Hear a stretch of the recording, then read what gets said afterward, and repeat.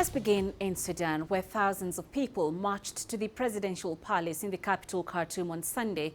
The anti-military protesters took to the streets to reject a takeover by the army on October 25th. This is the latest in a series of demonstrations that have been taking place even after Prime Minister Abdallah Hamdok was reinstated in late November. Demonstrations also took place in other cities across the country to mark the third anniversary since the uprising that led to the ouster of former President Omar al-Bashir. Ahead of planned protests on Sunday, security forces had sealed off major roads. No casualties have been reported. However, the Central Committee of Sudanese Doctors says 45 people have been killed since the military takeover. And for the latest, we're joined by Musab Ibrahim, standing by in Khartoum. Musab, some news agencies are reporting that protesters were able to reach the presidential palace. Can you tell us more about Sunday's protests? Yeah, welcome.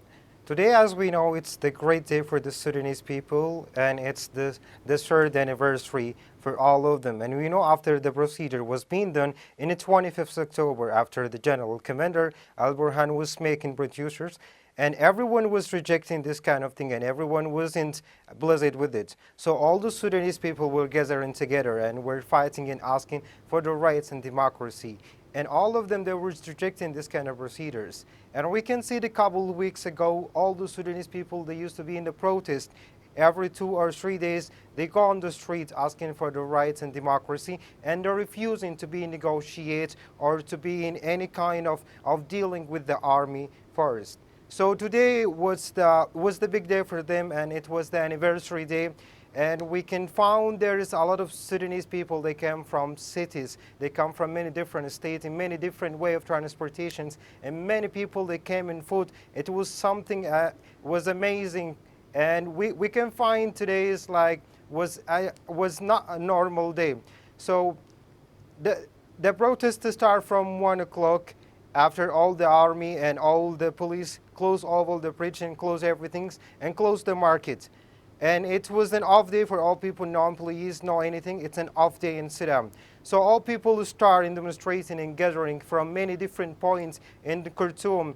And all people are trying together, and they moved and they crossed the bridge, and they were fighting against the army and the police. And they let them go and went to the presidential place from the south side. The people was there asking for the same question about democracy and rights and no negotiations. And they want a civil government. Right. So are there any indications that authorities might give in to the protesters' demands?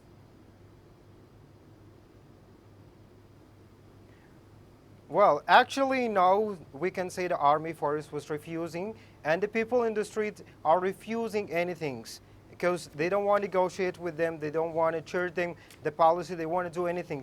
So totally no one will listen to them, and there's no any sign or a press conference.